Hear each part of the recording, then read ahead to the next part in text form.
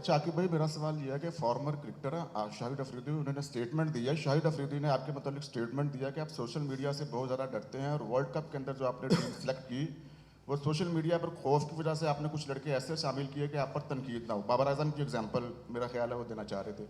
इस पर आप इनको क्या पैगाम देंगे, और क्या वाकई आप सोशल मीडिया से खौफजदा होते हैं? और दूसरा सवाल मेरा सरफराज भाई से है कि हमारे लड़कों के अंदर अग्रेसिव अंदाज नहीं है। फॉर एग्जांपल आप शाहीन शाह अफरीदी को बॉलिंग करता हुआ देख लें, वो मार खा रहा है। एक बॉलर को अपना एग्रेशन देना चाहिए, गुस्सा दिखाना चाहिए, बाउंसर मारना चाहिए। क्योंकि जिस तरह शेब अख्तर कहता है कि जब हम खेलते थे तो हमें जब बैट्समैन की गुस्सा दिलाने के लिए मांखियाँ दिखाते थे, कौन नहीं मारते थे, वो भी चीज़ें हमें नज़र नहीं आती। फिर हमारा कप्तान है, प्लेयर को फैंटी लग रही है तो वो गुस्से भी नहीं हो रहा, अगर कोई बैटिंग के लिए अच्छा परफॉर्म नहीं कर रहा, वैसे कुछ समझा नहीं रहा, तो इसके वाले से आप क्या कहते हैं कि वो अग्रेसिव चीज़ें जो सी हैं टीम के अंदर उसका फ़ायदा नहीं होगा अगर ये चीज़ें हों तो?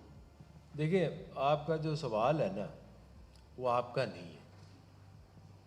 आपका अगर कोई सवाल है तो वो करें तो ज़्यादा बेहतर होगा। आप एक रेलेवेंस दे रहे हैं कि जी मेरे बारे में शाहिद अफरीदी ने ये कहा है कि मैं सोशल मीडिया से डरता हूँ, मैं उससे डरता हूँ। तो शाहिद अफरीदी मिलेगा तो मैं उससे पूछ लूँगा। आपका कोई सवाल है तो आप मुझे वो बताएं। आप ये कहना कि आपको ये लगता है कि मैं सोशल मीडिया से डरता हूँ और उसकी वजह से हमने जो टीम भेजी थी वो सोशल मीडिया या लोगों से डर के गलत सेलेक्ट की थी। ठीक है, बाबर आजम को इस टीम में नहीं होना चाहिए था। आप ये सवाल करें ना कि आपने बाबर आजम को इस T20 में सिलेक्ट क्यों किया। ठीक है, तो उसका मैं आपको कुछ जवाब दे सकता हूँ। हाँ, एक चीज़ ये करेक्ट कर लें कि मैंने किया था। यहाँ एक वाहिद मैं नहीं हूँ जो लोगों को सिलेक्ट करता हूँ और उनको ड्रॉप करता हूँ। इट्स अ होल एक आपकी सिलेक्शन कमेटी है और वो फैसला करती है, और हम यहाँ पे हमारे पास कोई चीफ सिलेक्टर नहीं है। ठीक है, हाँ, आप ये सवाल भी कर सकते थे जी आप लोगों पे चीफ सिलेक्टर क्यों नहीं है। तो मैं कहता हूँ कि अगर नहीं है तो उसमें हर्ज क्या है। हर्ज इस तरह से नहीं है, एक हम 4 लोगों ने ये फैसला करना है कि बाबर आजम को इस वर्ल्ड कप में जाना चाहिए था या नहीं जाना चाहिए था। अब ये फैसला करना है ना। एक कोच बैठता है, एक कप्तान बैठता है, 4 हम में 2 6 लोग इसके ऊपर डिबेट शुरू करते हैं कि जी उसको जाना चाहिए या उसको नहीं जाना चाहिए। उसमें कई लोग कहेंगे कि नहीं जाना चाहिए, कोई कहेगा जाना चाहिए। उसकी एक ऊपर एक डिबेट होगी। उसके बाद फैसला ऐसे होगा कि आप मेजॉरिटी क्या समझती है कि उसको जाना चाहिए या नहीं जाना चाहिए। जब आप एक वाहिद शख्स को ये पावर दे देते हो कि वो किसी भी फैसले में अपनी मर्ज़ी करे, तो वो तो कहीं ना कहीं कई दफ़ा बाइस्ड हो सकता है। लेकिन 6 लोग एक डिस्कशन में एक पॉइंट के ऊपर बाइस नहीं हो सकते। तो जब आप जो कह रहे हैं कि अब वो मुझे पर्सन वो अटैक करते हैं लोग, तो करना चाहिए उन्हें, उनकी मर्ज़ी है। लेकिन मुझे फ़र्क नहीं पड़ता। मुझे इसलिए नहीं फ़र्क पड़ता क्योंकि वो जो बात कर रहे हैं उसमें हकीकत नहीं है।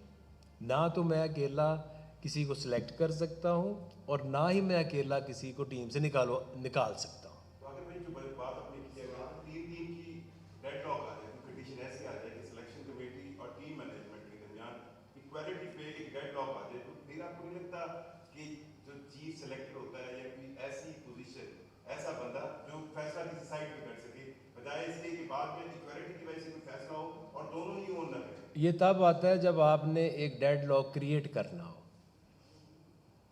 आप जब एक चीज़ के ऊपर डिबेट करते हैं तो उसमें अगर ऐसे तो नहीं है 3-3 वोट हो गए, आप सालिस बीच में बिठा लो, तो ऑटोमेटिकली फिर हम ये समझते हैं कि यार अगर 3 लोग इस चीज़ के ऊपर ये कन्विंस कर रहे हैं कि यार इसको इसमें होना चाहिए। लेट से हमारी इसमें लॉजिक क्या थी इसको यहाँ भेजने की, हमने उसको एशिया कप में नहीं रखा था। लेकिन एशिया कप में जब हमारी टीम गई, आपको याद होगा, वहाँ हमें जो चैलेंजेस पिचेस थी उसके ऊपर एक चीज़ का एहसास हुआ कि यार नहीं, यहाँ पे ये 200 वाली पिचेस नहीं है जहाँ 200 रन 100 रन बने। तो हमें यहाँ पे एक टेक्निकल बैट्समैन अगर आ भी जाए ना कि जो एक तरफ से थोड़ा सा इनिंग को लंबा करे और दूसरी तरफ से लोगों को लिबर्टी मिले कि वो अपना स्ट्राइक रेट हाई रखें, तो हर्ज नहीं है। और श्रीलंका में जो कि हमारे मैचेस थे, तो वो ज़रूर हमारे दिमाग में था कि एक टेक्निकल साउंड बंदा अगर 15 में है, इसकी गारंटी ये नहीं थी, जब डिस्कशन भी हुई है कि वो 11 में ही उसने खेलना है, ठीक है। ये 11 का उसका रोल कोच और कप्तान नहीं। हाँ, हम तो उसको इवन के 15 में भी ये डिस्कशन ज़रूर थी कि we are happy to include him in 18, कि जिसमें एक रोल श्रीलंका के अंदर जहाँ पिचेस थोड़ी सी टर्निंग होती हैं, आप जैसे देखा वहाँ पे जो कोलंबो की वो अंदर मैचेस हुए हैं जो उसमें बड़े बड़े 3-3 4-4 स्पिनर खेले हैं, बड़ी मुश्किल लो स्कोरिंग मैचेस हुए हैं।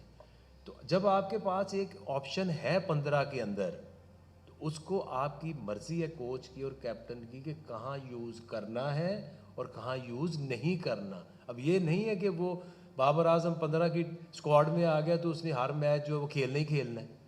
आप उसमें देखेंगे ना कि यार ये पिच लग रही है कि ये 160 वाली है, इसके ऊपर नहीं बनने 200 प्लस रन, आप उसमें, और यहाँ पे चाहिए कि सॉलिड बैट्समैन, आप वो मैच उसे खिला लो।